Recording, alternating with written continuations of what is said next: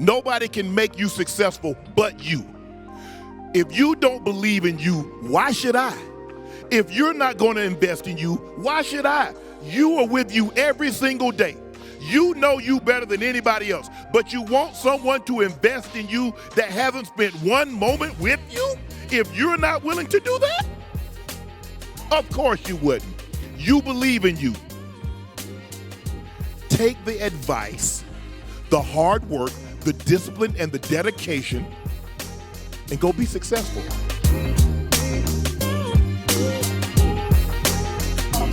How do I help counsel people to realize the fear of complacency and losing that hustle, and how fast that thing goes back, and how everybody can leave you behind once that happens? I got a great answer for that. I'm just pausing so I get your attention. That's an effect. What's your why? What's your why? See, if your why is about you, you're going to quit on you.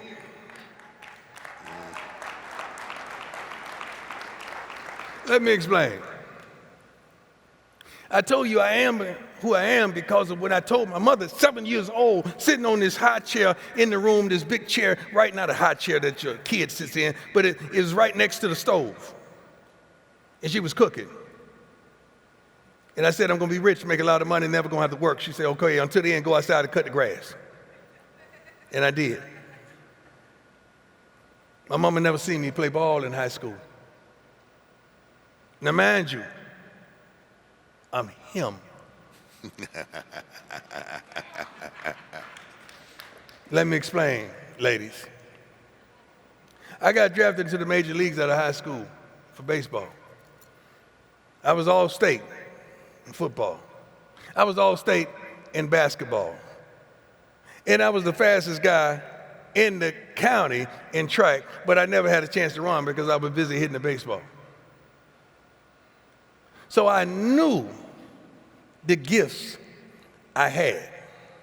I understood the giftings I had. But when I told her that, you're never going to have to work another day of your life, that was my why. So when you talked about me, I saw past that. When you naysayed me, you hated on me. Some of you in here right now still hating on me. I looked past that because you don't know no better. You know the image. I had to create this image called prime time because defensive backs weren't making no money. It was one of the lowest paid positions, and when I found that out in college, I went in the dorm. I went in my dorm room, created this image, and marketed it before social media. And you believed that that was him. You didn't know I don't curse. I never smoked in my life, never been high, never taken a sip of alcohol. Now you're supposed to clap right there because that's admirable. Yeah.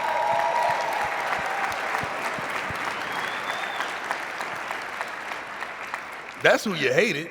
You just hated because of the things I said and the way I played my game, because I was full of confidence, something that you were lacking. That's why you couldn't identify with it. But my mama was my why. It was never about me. Although I made it seem as though it was never about me. I made a promise to my mama that she was never going to have to work another day of her life. She'd never seen me play ball in high school. Never.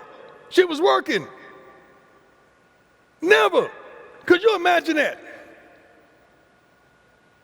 All you young men and women who get mad when somebody don't show up for you.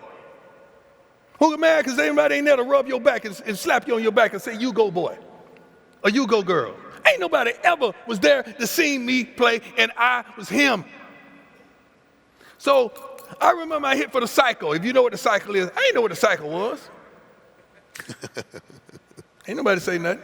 They just told me after the game, you know, you hit a home run, a single, a triple, a double, and you stole several bases. I said, and? The night we lost in the playoffs in football, I played the next game in basketball, dropped 30, all state. Ain't nobody was there. You know nobody was black. It was at a baseball game. Phew, you know that. Nobody was there. But she was my why. What's your why? See, if my why was about me, I would have quit on my why as soon as I ran into opposition. As soon as I ran into dysfunction. As soon as I found out my little high school girlfriend was tipping with some other dude across to the next school, the next county. I would have tripped out. But she was my why. I was focused on my mama. While you were writing about me, talking about me, ridiculing me, making these clips and putting them together like I was this and that. She was my why. What's your why? If your why is your kids, you ain't gonna quit. You're not gonna get complacent. I seen the way you saw when your baby girl came into there, how you lit up like a darn Christmas tree. Like you got up and gave your seat to your baby girl because that's your why. Right? It's your why. Like, what's your why? Your dream has to be bigger than you because you will quit on your dream. I'm clapping with you, baby. You don't need them to clap. You do your thing. You will quit on your dream because your dream didn't happen as expeditiously as you wanted it to. Nobody helped you with your dream. Nobody had your back. Nobody was really there for you. You didn't have all the utensils and the things that you needed to cook your dream up and make your dream happen. So you quit on your dream. But if you got a why, I don't care if you crawl in there, baby, you're going to make it.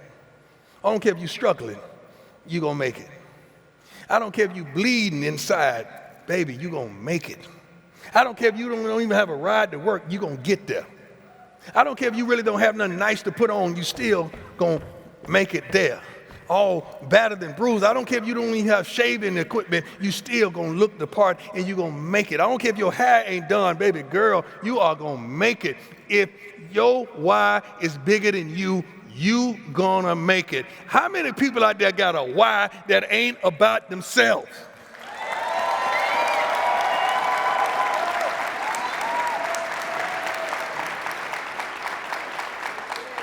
See, we grew up in that generation, man. Well, our parents sacrificed. 100%. Our parents sacrificed, and we respected it. Mm-hmm. See, right now, parents are still sacrificing, but your little bad kids don't respect it. Yeah, y'all don't have to clap. I know. I got 5. I got 5 of them. If you don't think the devil is shooting at 2 of them out of the 5, I'm good. But I'm a baseball player, all right? So I'm 3 out of 5. I'm still hitting good, all right? I still had a good night.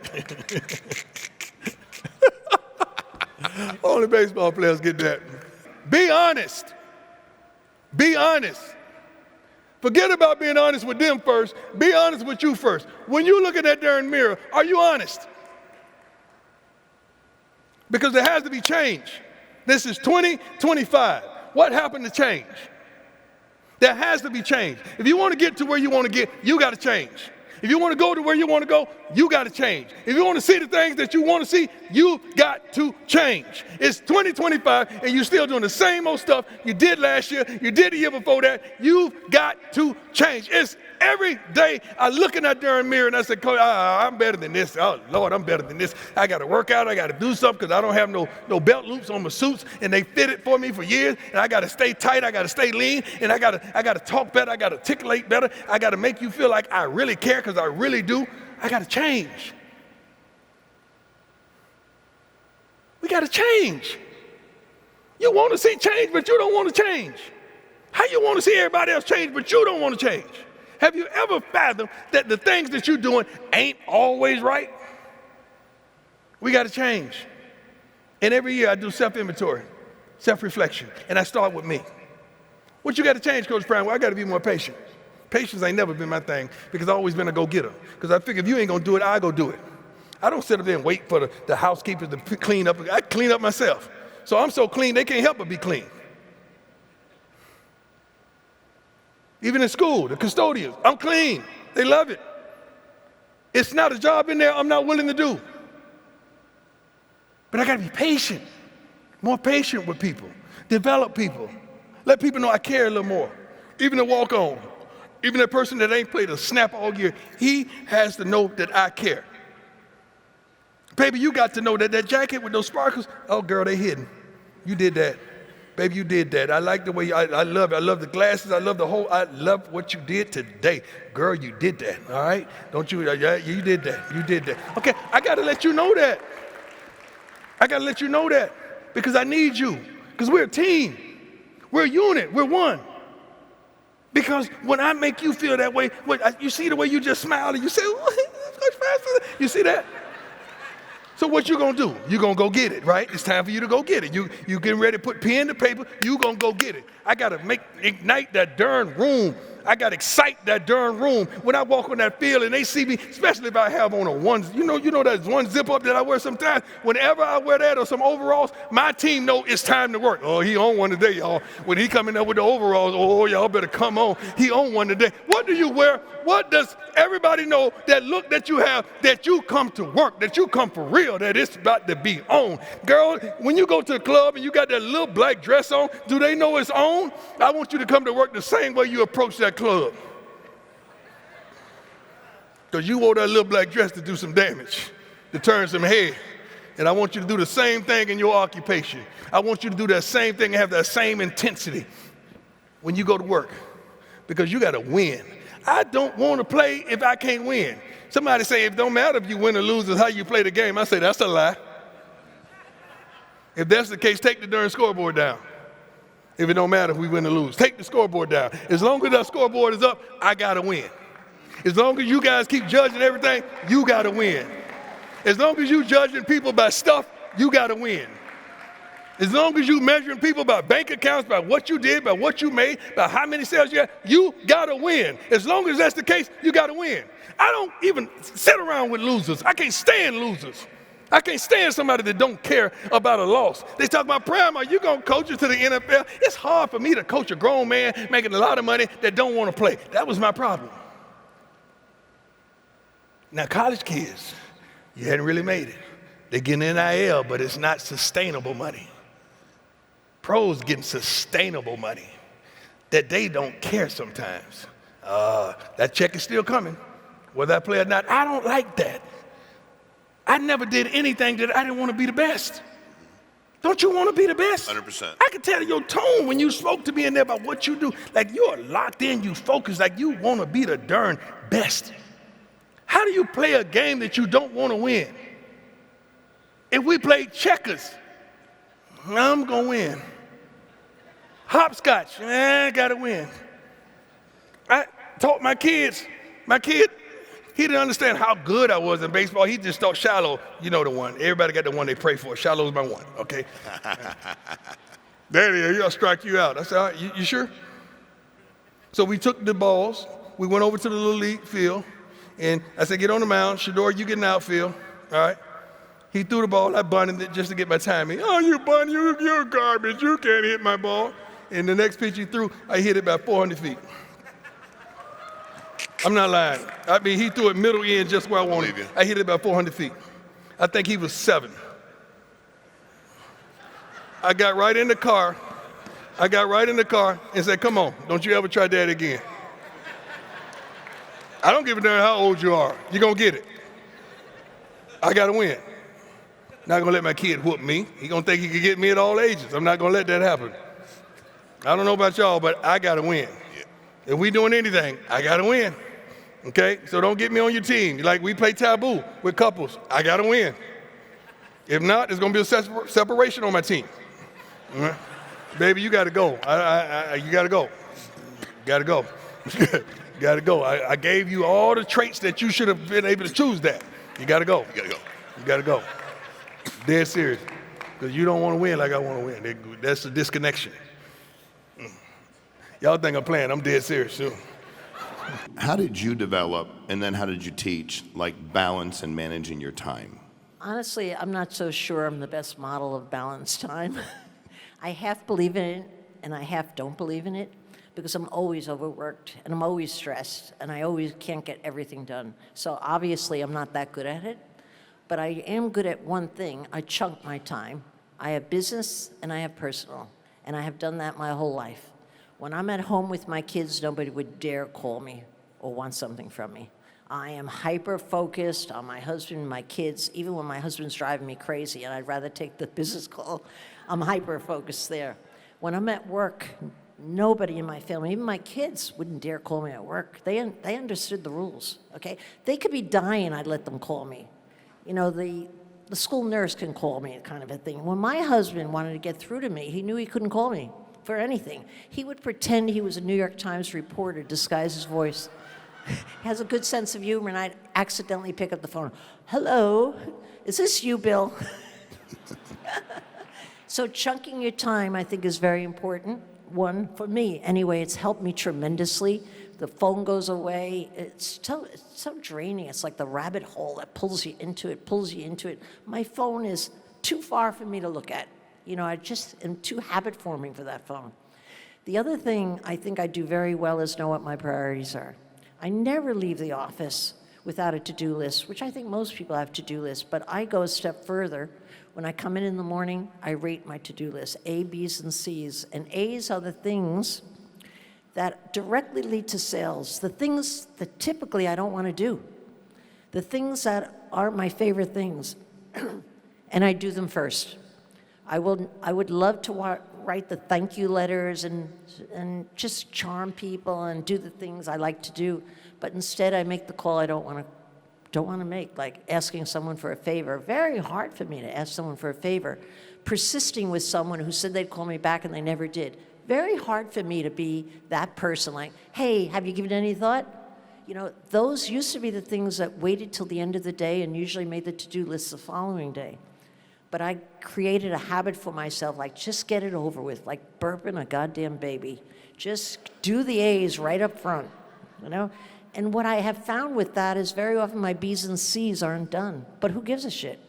You know, they'll wait till the next day. And then I make my next to-do list and I do it again and again and again. Those are the only two things that I've learned that work for me. I'm sure there's many more things out there, but these are the two that I use. How important is mindset, and what have you seen works for people to help develop a better mindset? You know, mindset is almost everything. I mean, would I have been successful if I didn't see myself as the queen of New York Reels? I'm sure I wouldn't be. That was my business plan, my roadmap. You know, I'm not a big believer in business plans, honestly, because the minute you get them out there, they don't work. You know, you find reality hits you. But have a vision of who you are determined to be and have the ambition to actually get there.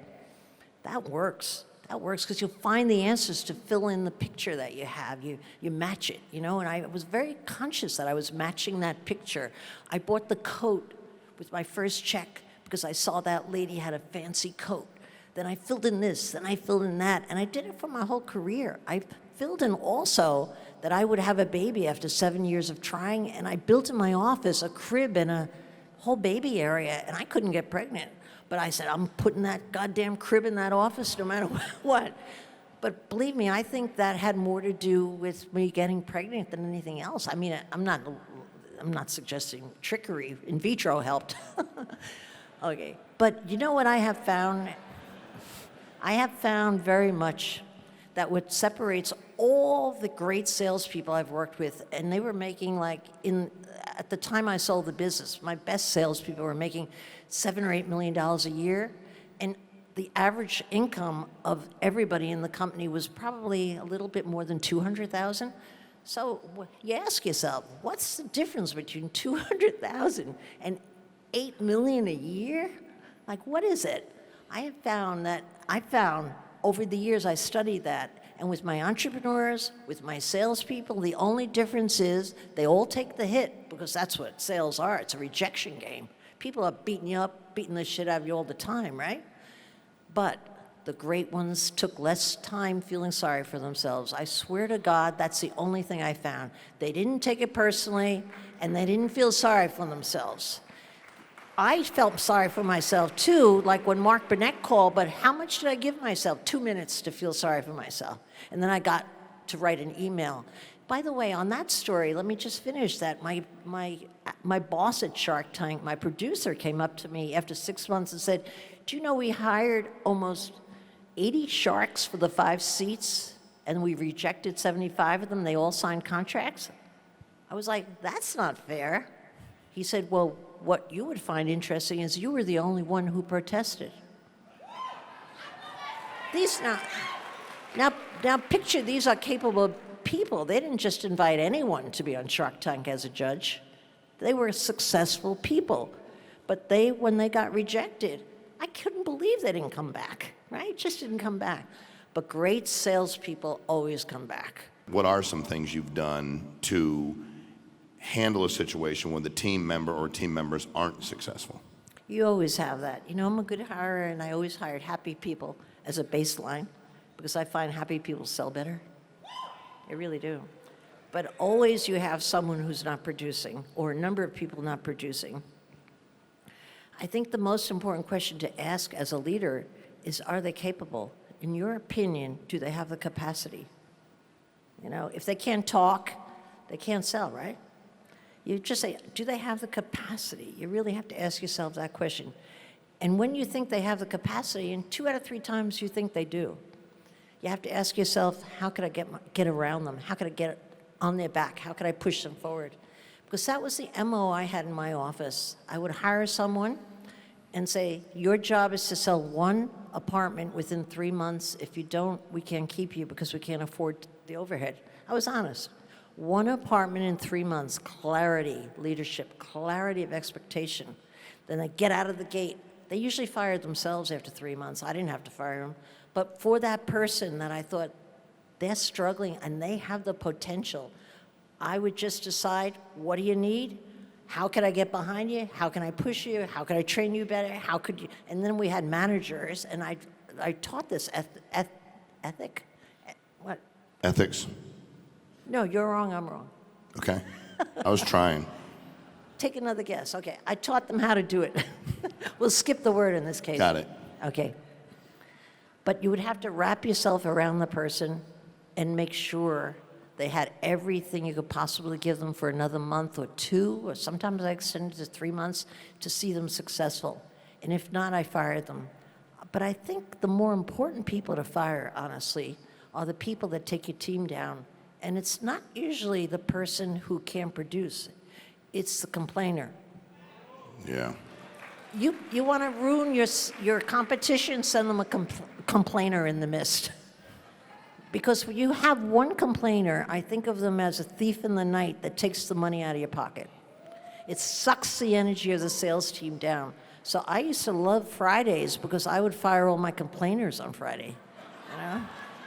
And very often, a great salesperson could also be a son of a bitch. That's impossible to live with. And I finally realized that whenever I had the courage to even hire a big producer who was a complainer, God took care of me, sent me a new person right in the door within the week. I remember when I fired, I won't say her name, in case she's now selling her life insurance. She's not here. You can say her name. If Okay. she's here, we'll fire her. I'll call her. No problem. Today's Friday. Okay. It's a good day to fire. You said it. I remember when I fired this unnamed lady anyway, so I don't want to be sued. I said to her, you're out of here. She said, you can't fire me. I had maybe 20 people at the time, and she was producing like 70% of my income. I shook. You're out of here. And why did I fire her? Not because I thought it was bad for the team. Honest to God, I wasn't that bright then. She was bad for me.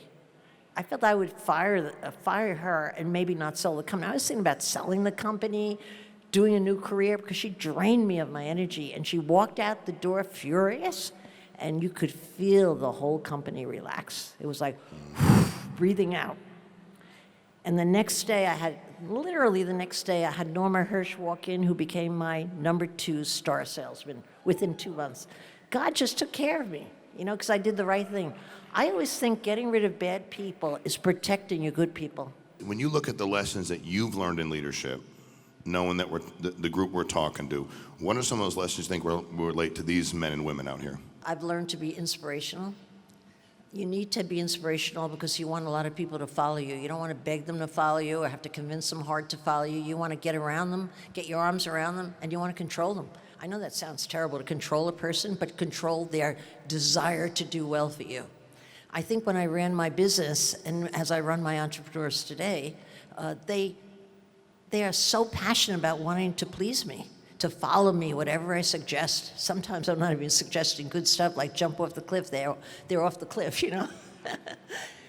But I think as a leader, you have to get one thing straight in your head. And it took me probably 3 or 4 years when I was a young kid before I really learned it. And what I learned was that you have to work for your people. They don't work for you.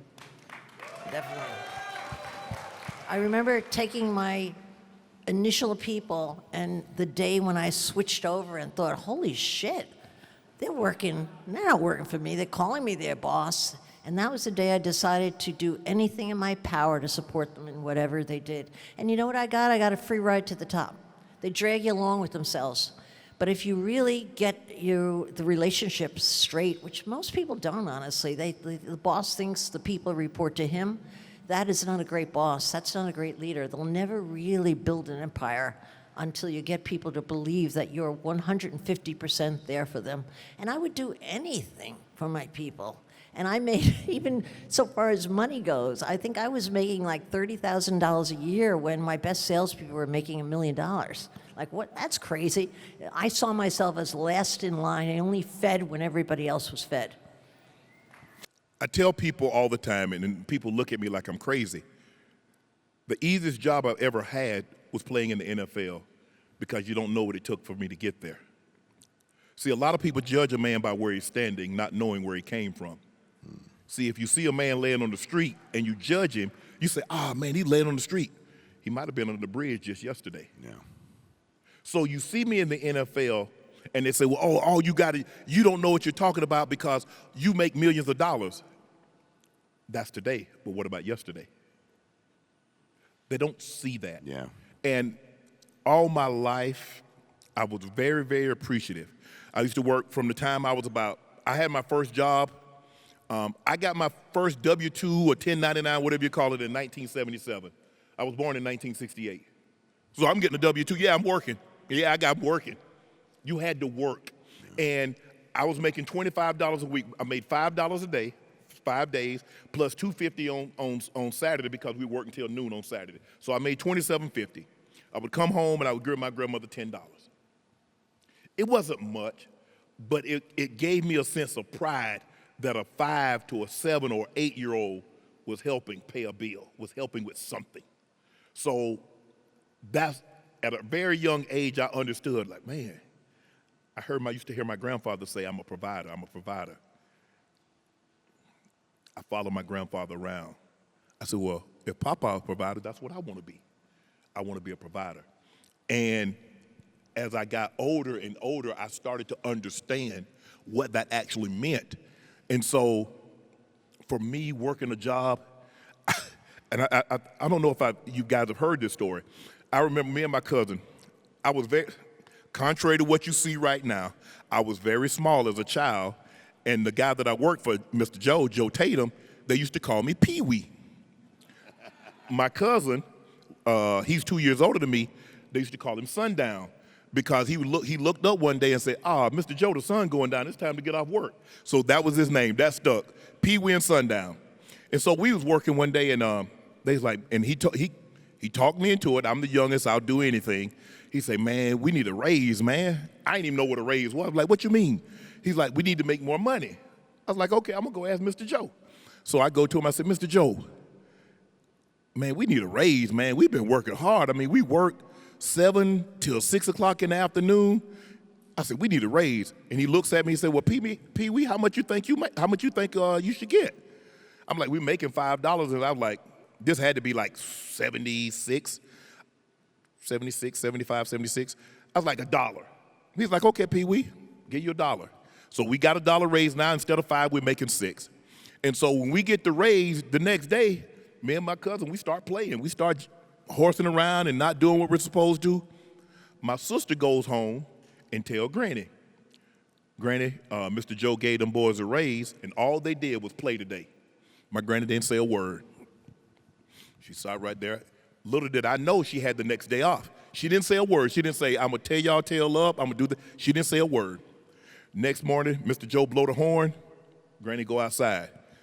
She said, Joe? He said, yeah, Mary.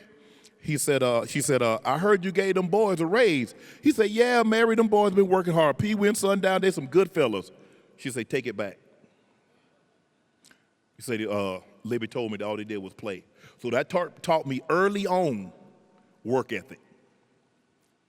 From that point on, there's not a job that I've ever been on that anybody said I'd half-assed it. I give you everything, no matter how much you pay me. My grandma used to always say, she said, boy, if somebody just pay your honest salary, give them honest day's work. So there might be a time that they have a job, instead of you working this job for $5, they might have a job for 10. Or they might have a job for 20, and they'll call you back for that job because they saw how hard you worked on that $5 job. I always thought about that. I got to the NFL, I'm making $63,500, but I know some of my teammates, they're making $200,000, $500,000. I was like, okay, this is what I need to do in order to make that kind of money. It clicked, work.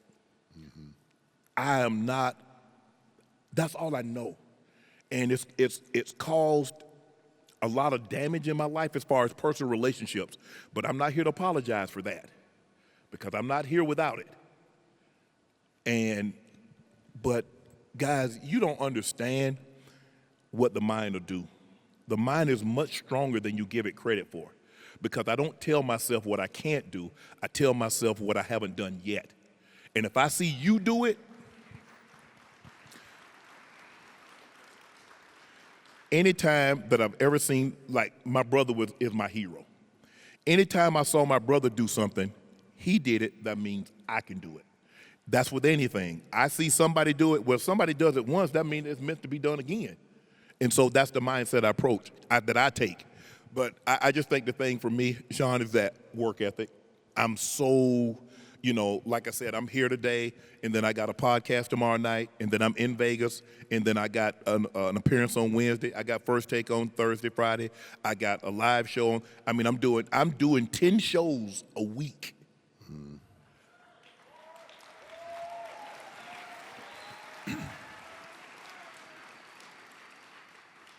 But what did you ask God to give you? Because you can't ask him to put something on your plate and then complain and say he gave you too much. You see, when I left Undisputed, I fall on my knees and I say, God, I know you didn't bring me this far to bring me this far. And I say, I'll accept whatever my fate may be moving forward. I say, you know my heart, you know my intentions, and whatever you see fit, Lord, give it to me. I didn't know Stephen A. was going to reach out and want me to come do First Take with him. I didn't know I was going to be able to start another podcast and it would take off like it did. I didn't know Club Shay Shay was going to go to a higher height than what it has.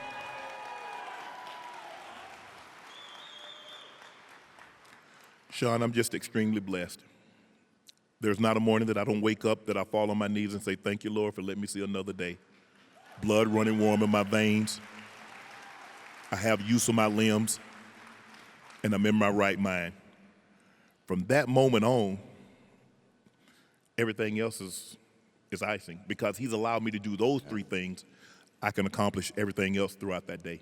Is it hard to negotiate and talk to people that have never done it when they have opinions on how it should be done, or does that not factor in? Not for me, because we just see the game through a different prism. Those that can do, those that can't talk. Right. I live that life. Mm-hmm.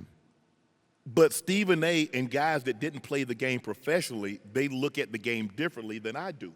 You see, when I look at the game, I'm analyzing the game. I'm not really concerned who scored. I'm trying to figure out how they scored. What was the formation? Was it a trips? Was it a bunch? Was it a motion? Was it a 2x2? Was it a 3x1? Okay, what defense were they in? Were they in what we call cover 5, which is 2-man? Were they in single high safety where one guy dropped down? Were they in quarters, which is 4 back? Were they in, cover 2? Were they in cover 6 kick? Were they in cover 7? I'm looking at all of that. They couldn't possibly know that. We just see the game differently. I don't, you know what? I've never been that guy says, what do you know because you didn't play? We just see the game differently, and that's okay. That's really okay. What I try to do is that I try to take you inside the huddle when it's 3rd and 6 and it's the 4th quarter. I'm trying to take you inside the locker room when we have an issue and how we navigated through that issue. And if you hear the way I talk, I'm talking with a winner's mentality because I won a lot more than I lost. So I'm telling you, these are things that you need to do. Now, you can let it skate, and it's going to become a bigger issue. And see, and I know some of you guys have probably heard me say this. Mike Shanahan told me something after one of the best games I had up until that point. In 1995, his first game as our head coach, we played Buffalo. I had 10 catches for 180 yards, and I was player of the game. And so I'm feeling good about myself. I said, yeah, man, because, you know, me and Mike had got off to a kind of rough start. I had off-season ankle surgery. I wasn't able to participate in any of the OTAs. I was struggling in training camp because I wasn't fully healed yet. And so he and I was having a tough time of it. But the first game, I have a big game. So in the meeting, he gives me he presents the trophy, offensive player of the game, Shannon Sharpe. I thank him. And so I go back and sit down after the meeting. The athletic trainer, Steve Antonopoulos, we call him Greek. He came up and said, Mike, want to see you. So I was like, okay, it wasn't enough for him to give me the trophy in front of everybody. He want to congratulate me face to face. Okay. So, I go running upstairs. I'm feeling good because, we had a rough off season. I'm feeling good. He said, sit down, 84. So I sit down. I'm like, sit down. I mean, I could have stayed and you could say I did a good job. He said, nah, he said, sit down, 84. He got a big TV on behind him. He slides his chair out of the way, and he cuts the TV on. I miss a block. I didn't get out of my break.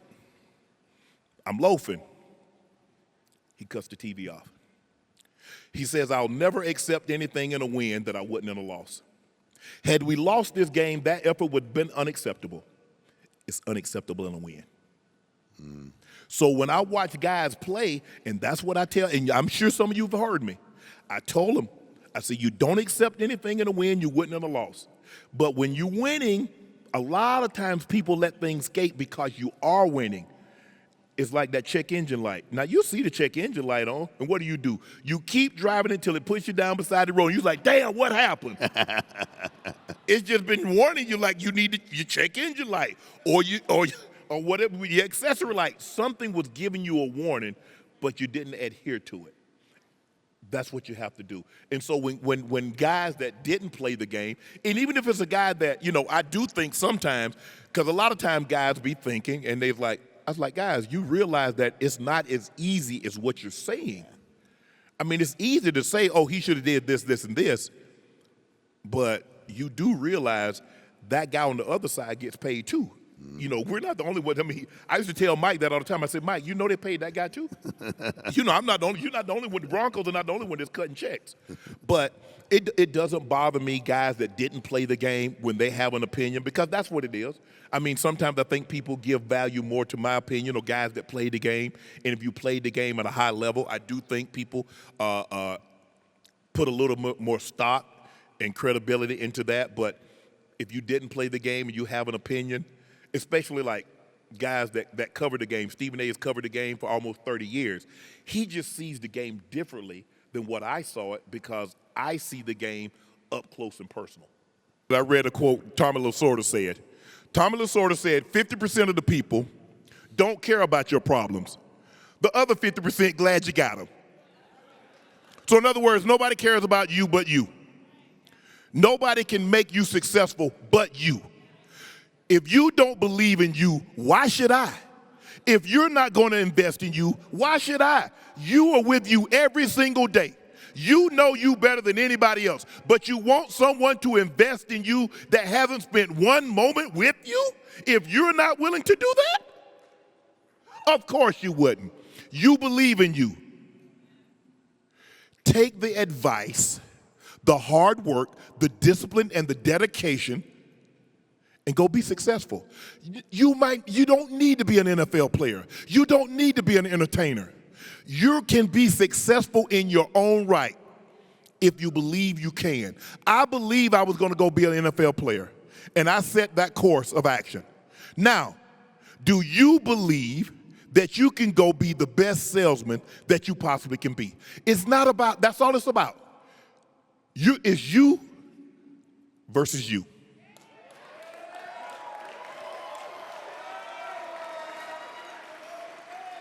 That's the competitor.